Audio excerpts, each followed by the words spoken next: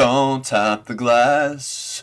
Ooh, don't tap the glass. Hello and welcome to my review. This is a review of the new Tyler the Creator album, Don't Tap the Glass. Tyler the Creator had about a 3-day rollout for this album. He just posted it online and said, yeah, it's coming on Monday. And then it dropped and everyone was excited. Tyler has been an artist that's constantly been evolving his style. He's gone from this sort of gritty, edgy stuff on Goblin and Wolf to very pretty neo-soul influenced stuff like on Flower Boy and Igor. And Chromacopia came out last year. I reviewed it. I liked it. Wasn't blown away, but it was good. And now we have Don't Tap the Glass. It's really short. He just put out 10 songs for fun, and he's giving us an order to dance. And I say that Tyler did a pretty decent job with the dance grooves on this album. The beats on this album can be pretty cool, as Tyler combines his usual style of having these like crunchy, coarse, rough drums with, whatever the hell synths he wants. And he also combines that with various club and dance influences, fusing it all together to make a more danceable album. Now, while Tyler has made hype tracks, tracks you can dance to before, this is an album mostly dedicated to just that. There are these jittery, groovy 808 patterns. It really feels like Tyler-fied club rap. That's the best way I can describe it. The best examples of the dance influence on this album could be with like that hard bass on Stop Playing With Me. There's this really cool disco groove at the start of Ring Ring Ring that I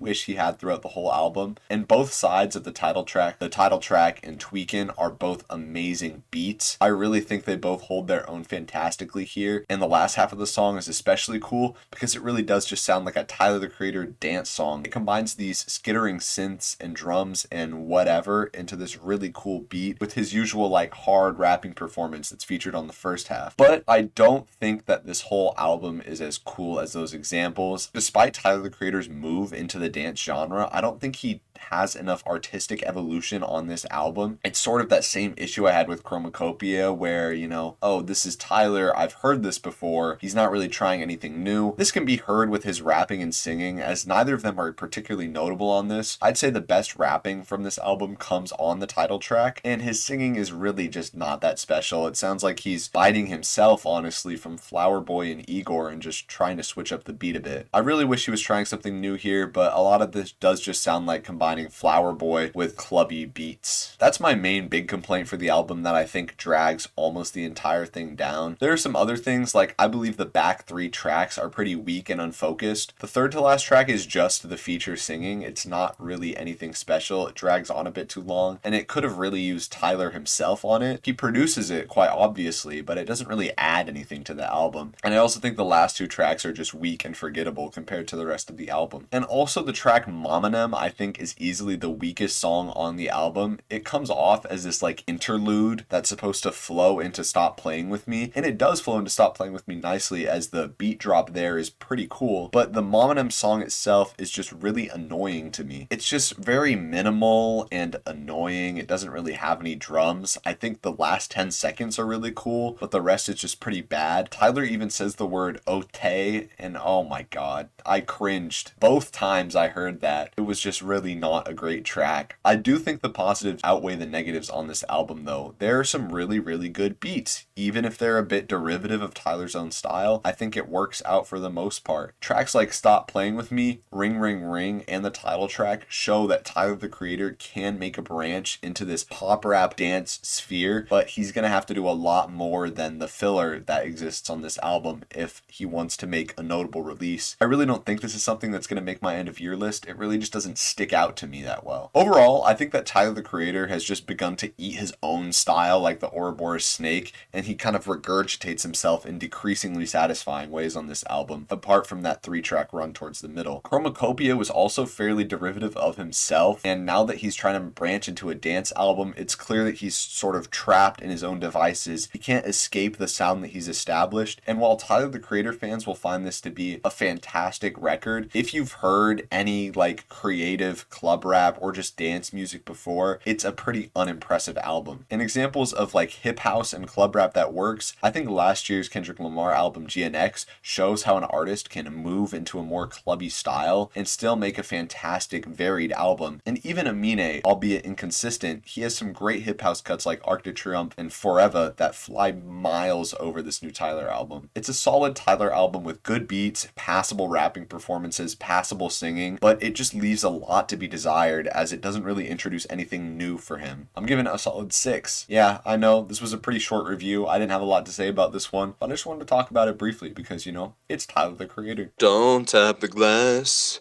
Oh, don't tap the glass. Yeah. Don't tap the glass. Oh, yeah, don't tap the glass. Yeah.